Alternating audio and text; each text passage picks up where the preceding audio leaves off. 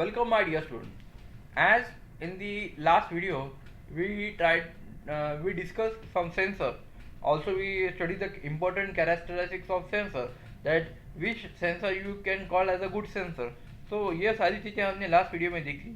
यहाँ पे हमको देखना है कि जो कोई सेंसर रहेंगे उसके क्लासिफिकेशन कैसे रहेंगे, उसके टाइप्स कौन से रहेंगे, वो यहाँ पे हमको स्टडी करना है. The sensor can be classified based on the stimulus given in them as shown below. यहाँ पे कुछ स्टिमुलस दिए हैं और उसके बाद उसकी सेंसर दिए. नाउ स्टिमुलस मीन्स जो पार्ट है जिसको हमको स्टडी करना है, जिसको हमको एनालिसिस करना है. लाइक स्टिमुलस में सबसे पहला है एक्वास्टिक. एक्वास्टिक नाउ एक्वास्टिक ये जो वर्ड है, ये वर्ड में एक्वा आता है. नाउ जैसे ही वर्ड एक्वा आ गया तो aqua the term it deals with water. तो इसका मतलब एक्वास्टिक जो टर्म है ये क्या करेगा, तो जब कभी आपको पानी के रिलेटेड जो कुछ सिग्नल, जो कुछ क्वांटिटी, जो कुछ फिजिकल सिग्नल या जो कुछ कैरेक्टरिस्टिक या जो कुछ प्रॉपर्टी आपको मेजर करना है, सेंस करना है, उसके डोमेन में इसके स्टिमुलस में आता है एक्वास्टिक.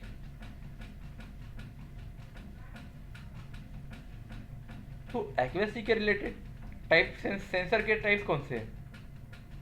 तो उसमें हम वेव जो लाट रहती है, वेव्स रहते हैं, उसमें उस वेव की एम्पलीट्यूड, वेव का फेज, वेव का पोलराइजेशन, ये चीज़ें काउंट करने के लिए सेंसर यूज़ करते हैं. उसके बाद स्पेक्ट्रम के लिए सेंसर यूज़ किए जाते हैं. और उसके बाद वेलोसिटी, जो वेलोसिटी का है, जो वेव की वेलोसिटी है उसको भी काउंट कर सकते हैं यहाँ पे. तो एक्वासिटी यानी सी एरिया में, सी एरिया के स्टिमुलस में ये सारी चीज़ें सेंसर यूज़ होती है. दूसरी टर्म है इलेक्ट्रिक.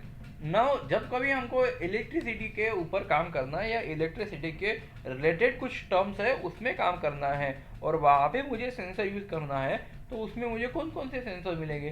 तो उसमें जो मुझे सेंसर मिलेंगे वो मेरे ये टॉप पे कार्य करेंगे. जैसे they work on charge, they work on the current, they work on a potential, they work on a voltage, they work on a conductivity. इसका मतलब मुझे चार्ज काउंट करना है या सेंस करना है उसके लिए अलग सेंसर, करंट सेंस करना है उसके लिए अलग सेंसर, पोटेंशियल चेंज करना है, सेंस करना है उसके लिए अलग सेंसर, वोल्टेज सेंस करना है उसके लिए अलग से सेंसर, और कंडक्टिविटी सेंस करना है उसके लिए अलग अलग. तो इसका मतलब इलेक्ट्रिक स्टिमुलस में हमको ये 5 टाइप के सेंसर लगेंगे. Then after that magnetic stimulus. अगर हम मैग्नेटिक स्टिमुलस को अच्छी तरीके से समझ ले तो उसमें हम लोग को 2 ही टाइप ऑफ सेंसर लगते हैं. एक magnetic flux type sensor and permeability sensor. Now permeability and this magnetic flux, this term will be deal with the normally inductor part. Inductor part के इसमें ही ये चीज़ें डील होती है. और जब कभी अपने को मैग्नेटिक फील्ड के रिलेटेड कुछ काम करना है तो वहाँ पे अपने को 2 सेंसर लगेंगे. पहला तो सेंसर क्या करेगा, वो मैग्नेटिक फ्लक्स को सेंस करेगा, और दूसरा सेंसर सेंस क्या कर सकता है, वो परमेबिलिटी सेंस कर सकता है. Now we will go to the fourth one. Fourth stimulus is the optical. Now when we deal with the optical as we told that optical, आपके सामने एक चीज आएंगी, that is the light. जब कभी ऑप्टिकल टर्म डील होती है तो लाइट का सामने आता है. तो लाइट की इसमें हमने को 3 अलग अलग प्रकार के सेंसर्स रहेंगे. अगर वो टाइप का हमको लाइट का हमको या सॉरी ऑप्टिकल का हमको रिफ्रैक्टिव इंडेक्स चेक करना, या ऑप्टिकल का हमको रिफ्लेक्टिविटी चेक करना है, या उस ऑप्टिकल का हमको एब्जॉर्प्शन चेक करना है, तो reflective index that is called as RI, reflectivity and absorption, ये सारी चीज़ें काउंट करने के लिए, सेंस करने के लिए हमको ऑप्टिकल में 3 सेंसर लगते हैं. उसके बाद स्टिमुलस में और देखा जाए तो नेक्स्ट स्टिमुलस आता है thermal. As the word comes thermal, it goes under the temperature. Now अगर स्टिमुलस थर्मल में हमको कुछ सेंस करना है तो वहाँ पे अभी हमको 3 अलग अलग प्रकार के सेंसर लगेंगे. तो कौन से सेंसर, तो भाई temperature sensor, specific heat sensor and A conductivity sensor. ये 3 सेंसर हमको थर्मल स्टिमुलस के अंदर लग जा रहे हैं. उसके बाद में अगर देखा जाए तो मैकेनिकल स्टिमुलस में हमको वेरियस तरीके के सेंसर लगने वाले, क्योंकि मैकेनिकल में बहुत बड़ा पार्ट आता है. मैकेनिकल में कौन कौन सेंसर लगने वाले, position sensor, acceleration force, stress, strain, pressure, mass, density, moment, torque, sharp, roughness and क्रिस्टलिनिटी। ये सारी चीज़ें जो ये सारे अलग अलग टर्म्स है, ये अलग अलग टर्म्स आता है मैकेनिकल के पार्ट में।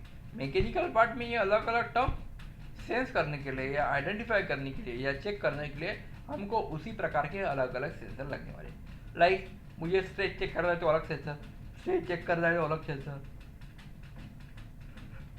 क्रिस्टलिटी चेंज करना है तो अलग सेंसर, टॉर्क चेक करना है तो अलग सेंसर। तो डिपेंडिंग ऑन द अलग अलग depending on the different terms we have to use a different sensor for to check that. So this is a simply proper classification of the different sensors which are used or which are deals with the embedded system. Now there is again the term that is criteria to choose a sensor. For example, I want to design a certain embedded system, and for the embedded system it required input and output. Now if you goes in terms of the input, मुझे input लेना है तो input लेने के लिए मुझे कुछ ना कुछ चाहिए होगा। मुझे इनपुट लेने के लिए इनपुट डिवाइस चाहिए, तो इनपुट डिवाइस कौन सा, तो मुझे पता चल गया कि मुझे इनपुट डिवाइस सेंसर चाहिए। तो सेंसर जो है वो सेंसर को मुझे खरीदना पड़ेगा, और मेरा टारगेट है कि मैंने जो बनाई एम्बेडेड सिस्टम है वो प्रॉपर होनी चाहिए। तो प्रॉपर होनी चाहिए तो उसमें रहने वाले हर एक पार्ट्स भी प्रॉपर होने चाहिए। इसका मतलब उसका इनपुट पार्ट भी प्रॉपर होना चाहिए। इनपुट पार्ट में कौन है तो सेंसर भी प्रॉपर होना चाहिए। तो मुझे अच्छे से अच्छा सेंसर सिलेक्ट करना होगा। तो अच्छे से अच्छा सेंसर सिलेक्ट करने के लिए मेरे पास क्या क्या क्राइटेरिया है, तो उसके के लिए सबसे इम्पोर्टेंट क्राइटेरिया है accuracy. Accuracy is the important criteria.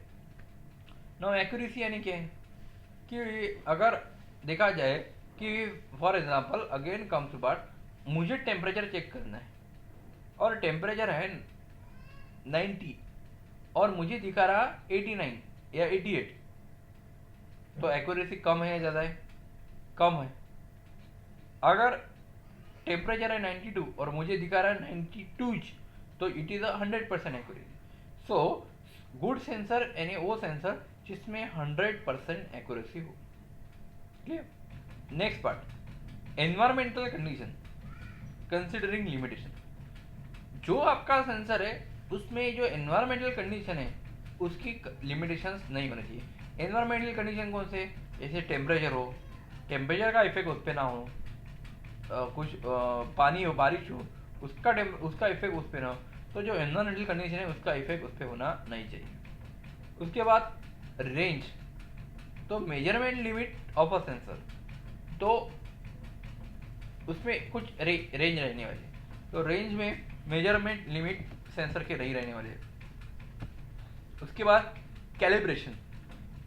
Calibration is very essential for measuring device as reading may change with the time. Calibration यानी क्या है कि भाई कुछ 99 है तो 99 रहना चाहिए ना, it not does not change to 99 99, तो जो है वो आपको फिक्स टाइम के हिसाब से दिखाना चाहिए। Then resolution. Resolution is the smallest change should be detected. छोटा सा भी चेंज है, फॉर एग्जाम्पल टेम्परेचर में 90 है और 90.001 है तो 90.001 भी दिखाना चाहिए, that is called as the highest resolution. और लास्ट कॉस्ट। कॉस्ट ऑब्वियसली ज़्यादा तो नहीं रहनी चाहिए, कम कॉस्ट रहनी चाहिए। तो ये सारे कैरेक्टरिस्टिक्स है एक गुड सेंसर की। तो जब कभी आप गुड सेंसर खरीदने जाते हो तो आपको इस सारी चीज़ों को ख्याल में रखना है कि उसकी एक्यूरेसी हाई रहनी चाहिए, एनवायरमेंटल इफेक्ट उसमें नहीं होना चाहिए, उसकी रेंज ज़्यादा रहनी चाहिए, कैलिब्रेशन उसका अच्छा रहना चाहिए, रिजोल्यूशन उसका बहुत ज़्यादा रहना चाहिए और कॉस्ट उसकी कम होनी चाहिए। ये सारी चीज़ें अगर एक किसी सेंसर में होंगे तो that sensor you be called as a good sensor.